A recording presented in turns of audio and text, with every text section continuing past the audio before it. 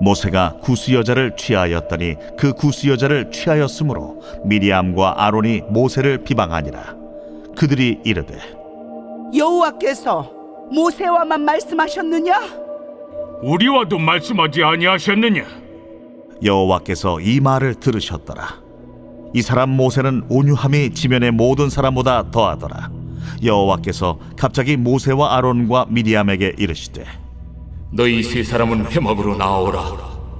하시니 그 세 사람이 나아가매 여호와께서 구름 기둥 가운데로부터 강림하사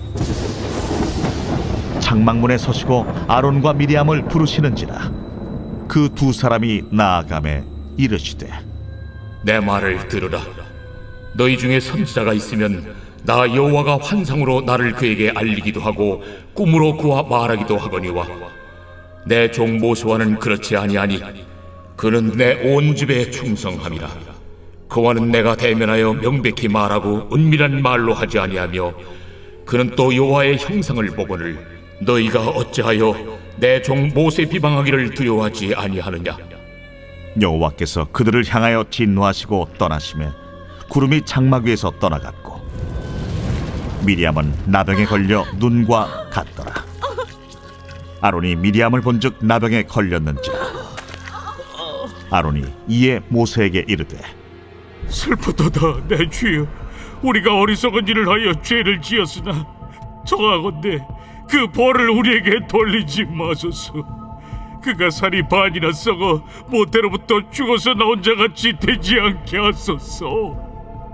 모세가 여호와께 부르짖어 이르되 하나님이여, 원하건대 그를 고쳐 주옵소서. 여호와께서 모세에게 이르시되 그의 아버지가 그의 얼굴에 침을 뱉었을지라도 그가 이래 동안 부끄러워하지 않겠느냐?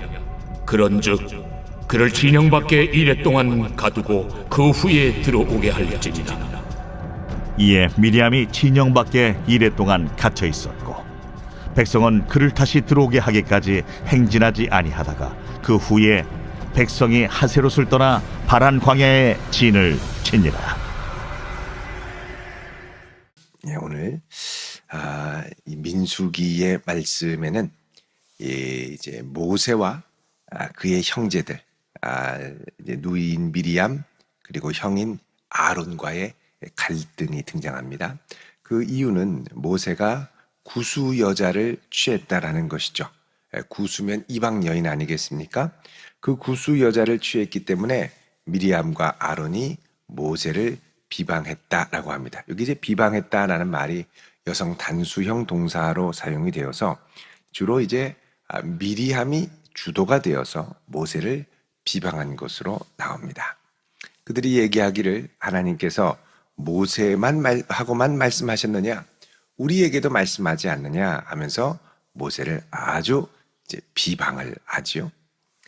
자, 그런데 성경에 이렇게 얘기를 합니다. 이 사람 모세는 온유함이 지면의 모든 사람보다 더하더라 그럽니다. 자, 이 얘기를 듣고 혈기부릴만 하고 이 얘기를 듣고 항변할 만하죠. 그런데 아무 말도 하지 않고 묵묵히 듣고 있었다는 것입니다. 자, 모세가 충분히 항변을 할 만했을 텐데 왜 이렇게 묵묵히 듣고 있었을까요? 여러분, 이런 모세의 온유함의 배경에는 우리 앞서서 살펴보았던 민수기 11장에 모세가 하나님을 향하여 원망하고 왜 내게 이런 어려움을 주느냐고 하나님께 불평을 쏟아놨죠. 그러자 하나님께서 그의 불평 가운데 정말 하나님의 영을 다른 70명의 지도자에게 부으셔서 그들도 모세와 같은 역할을 할 수 있고 또 그들도 모세와 같이 예언을 할 수 있고 그리고 모세가 생각지 못한 방법으로 모세는 자신이 어떻게 이들에게 먹을 걸 주냐고 원망했지만 하나님의 놀라운 능력으로 메추라기로 이들을 먹이시는 것을 경험을 했죠. 자, 이런 경험 앞에 모세는 나는 별거 아니구나. 나는 아무것도 아니구나. 나는 정말 허물 많은 죄인이구나. 내가 한다고 생각했는데 내가 한 게 아무것도 없구나. 내가 할 수 있는 게 아무것도 없구나. 이거를 마음 깊이 절감했더라는 것이죠. 모세가 꺾였습니다. 모세의 자아가 죽었습니다. 나는 아무것도 아닙니다 라고 하는 겸손한 마음이 있을 때 마침내 형제들의 거센 비방 앞에서도 묵묵히 듣고 나는 아무것도 아닙니다, 나는 이렇게 허물 많고 연약한 자입니다 라는 것을 인정하는 단계까지 오게 된 것이죠.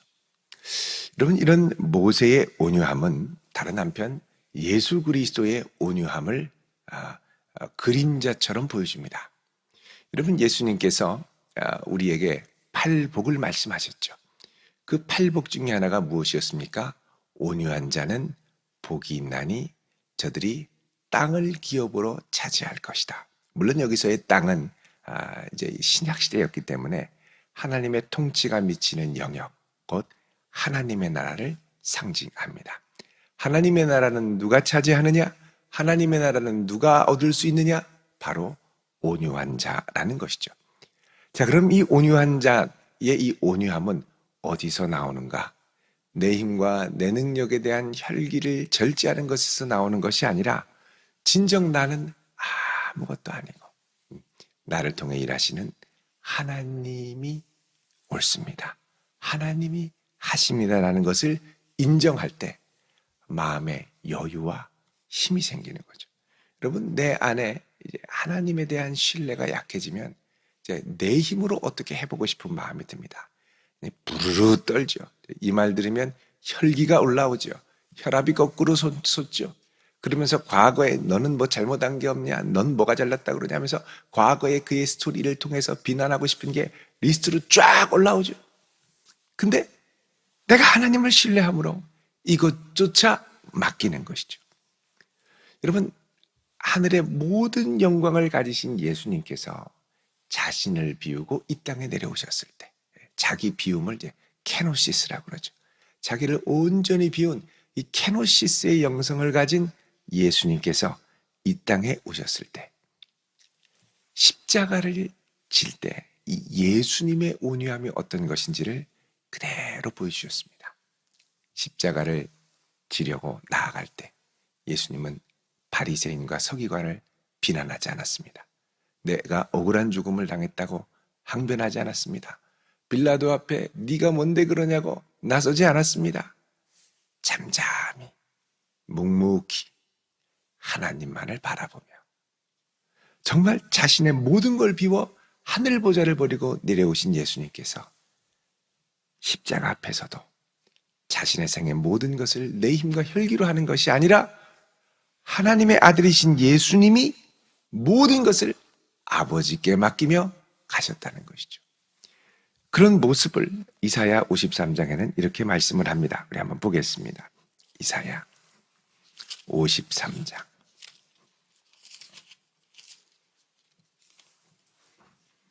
7절에 보시면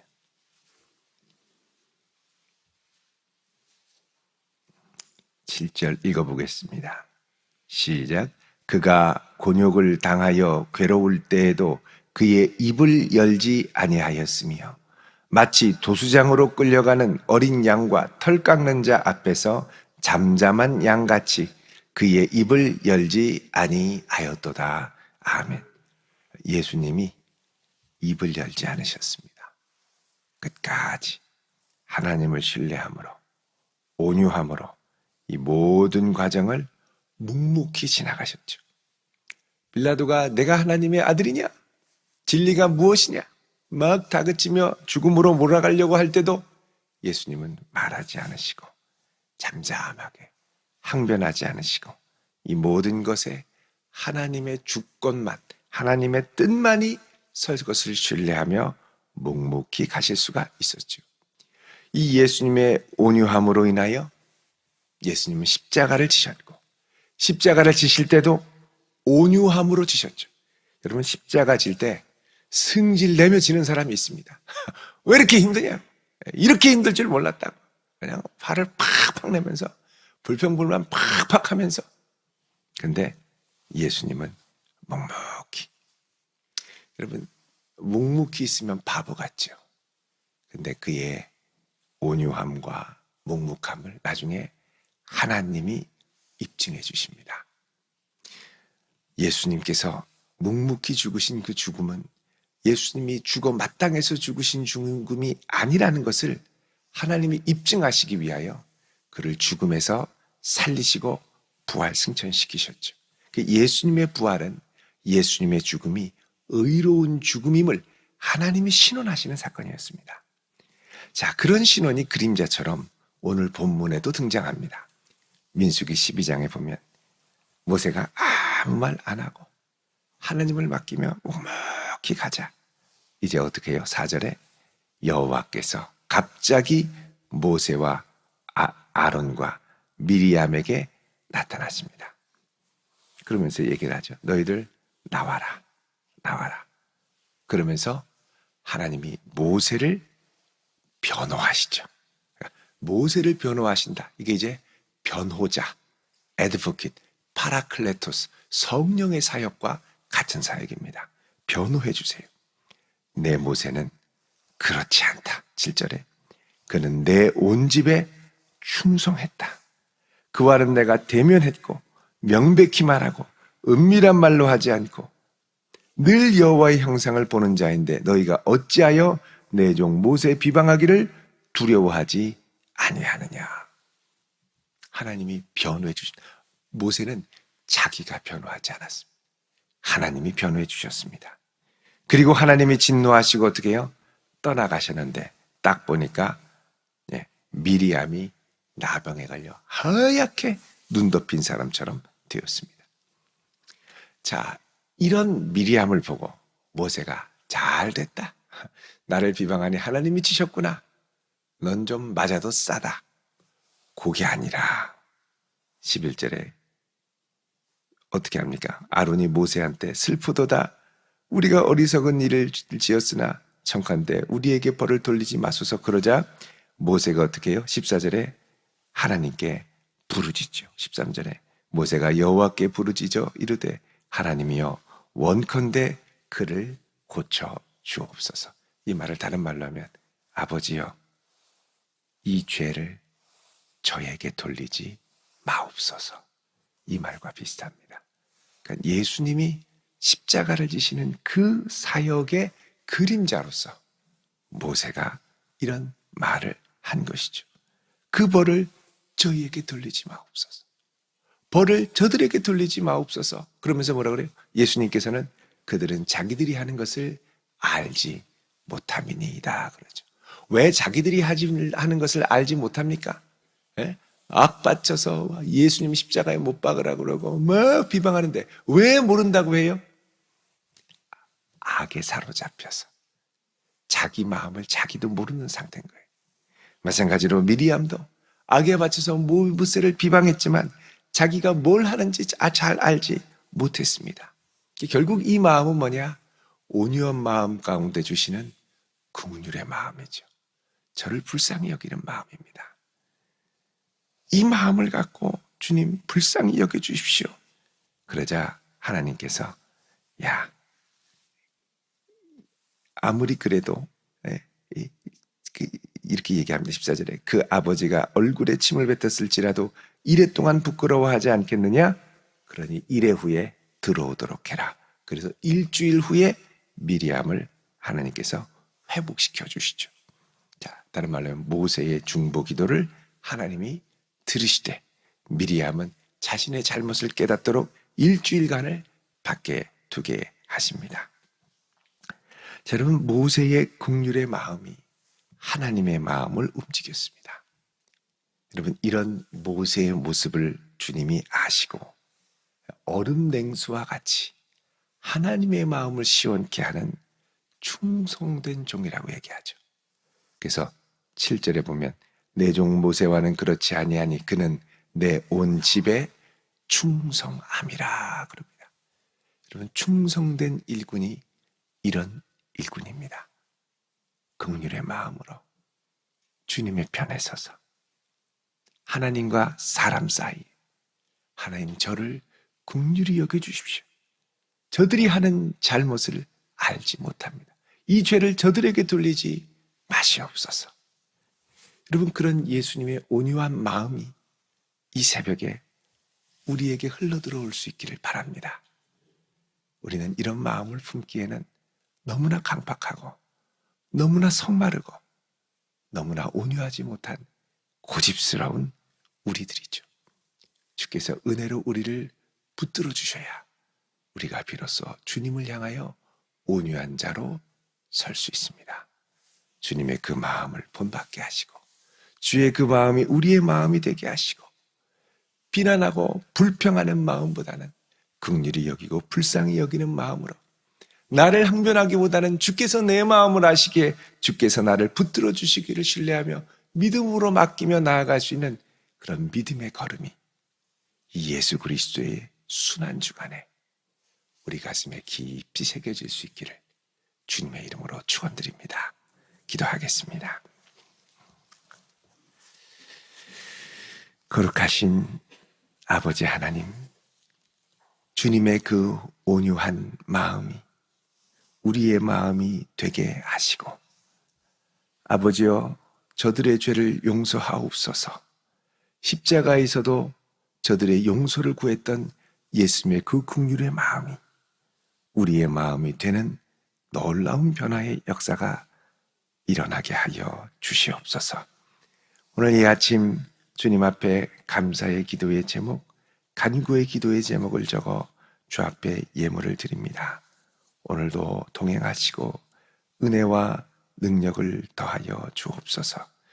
특별히 병상에 누워있다 새 생명을 주신 주님께 감사와 찬양과 영광을 돌려드립니다.